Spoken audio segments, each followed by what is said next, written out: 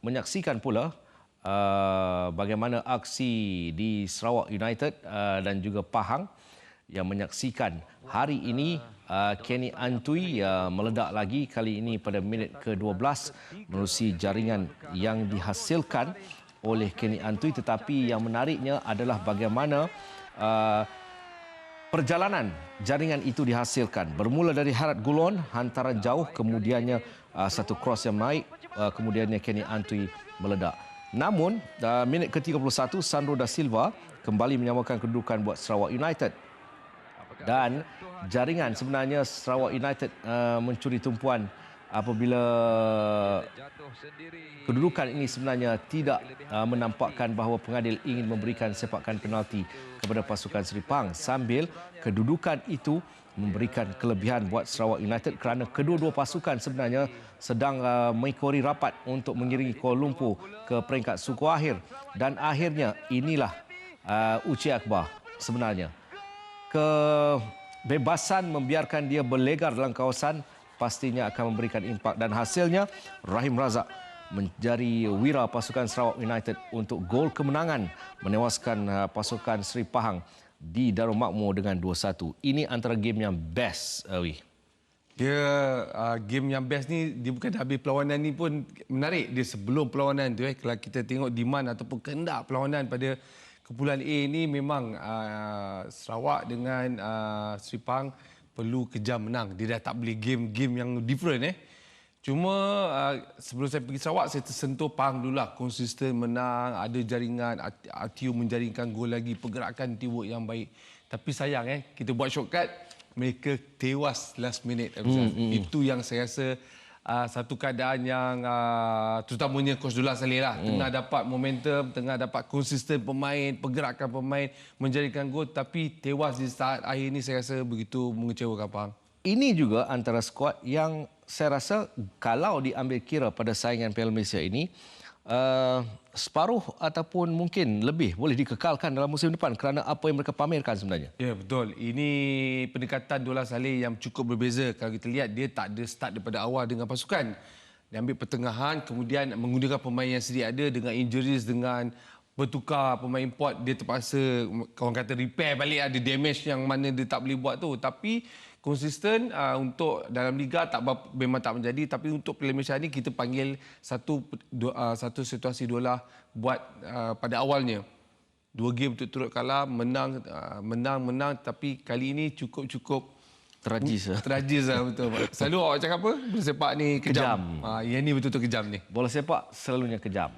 Okey, dengan saya rasa kalau kita tengok jaringan pertama yang dihasilkan oleh Kenny Antwi minit ke-12 tu, saya tertarik dengan build up yang dilakukan. Bagaimana Harat Gulon lately ni, kalau awak tengok, dia suka hantar bola terus mencari Hidalgo. Dan kelebihan Hidalgo ni adalah kreativiti individu.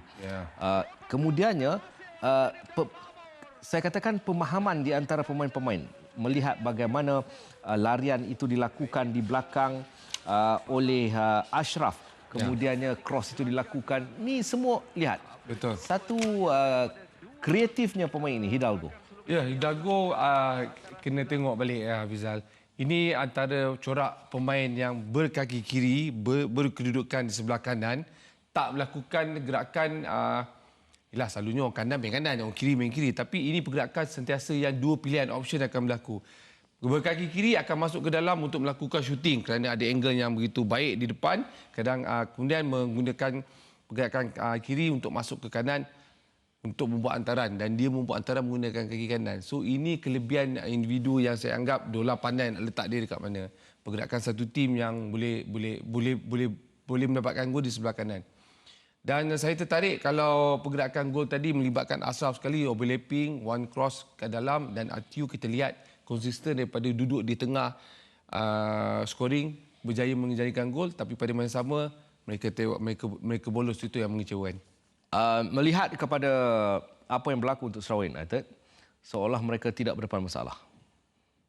Ya, saya dapat lihat bahawa macam pengalaman dari segi permainan, corak pasukan Sarawak bila sampai attacking third saja sebenarnya, sebab ada Sandro. Dengan Uche yang melakukan gerakan dangerous ni pemain dua orang ni, saya rasa.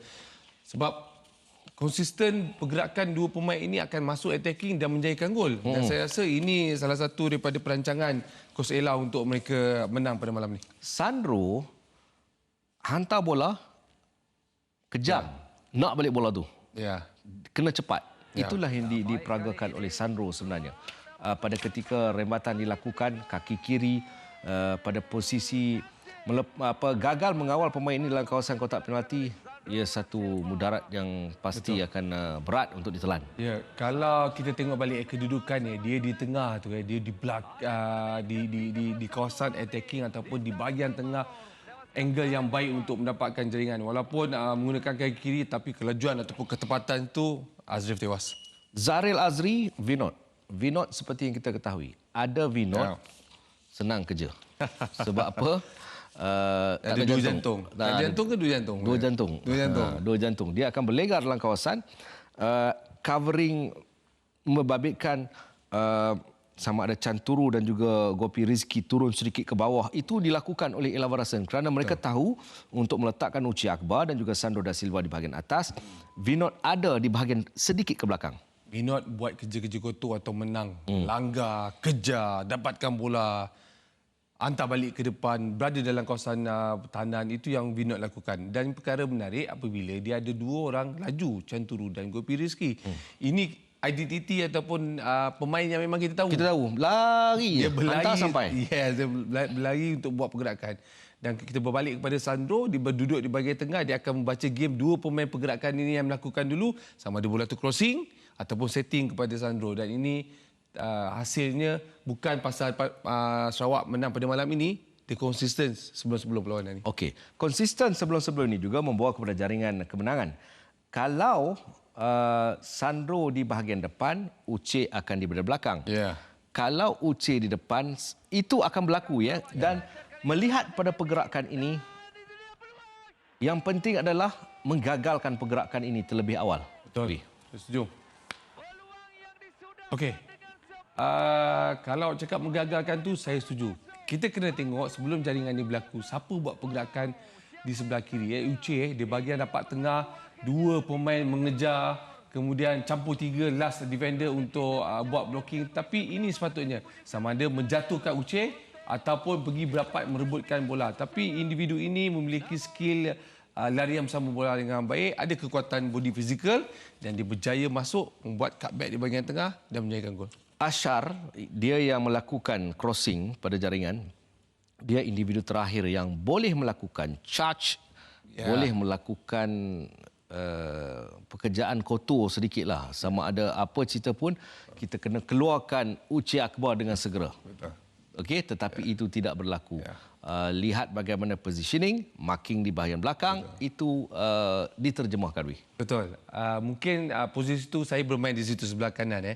Mungkin kita tercabarlah apabila pemain berlari-larian, beat kita masuk untuk buat cutback, memang itu agak sukar. Tapi pada masa sama, saya setuju bila awak cakap tadi, pada awal mesti block dia tu sama ada menjatuhkan ataupun mendapatkan bola. Mungkin untuk pergi challenge larian ataupun body charge, mungkin perkara itu sukar nak berlaku. Tetapi untuk menyusahkan ataupun menyukarkan Uche melakukan gerakan itu yang lebih penting. Jangan bagi dia cross. Jangan bagi dia cross. Baik, jangan bagi dia cross.